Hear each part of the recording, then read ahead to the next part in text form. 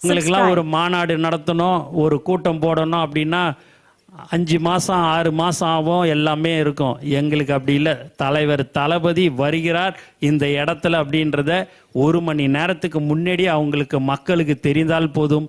எல்லோரும் வருகிறார்கள் என்று சொன்னால் அதுதான் தலைவர் தளபதி மீது அவர்கள் நம்பிக்கை வைத்திருக்கிறார்கள் என்று.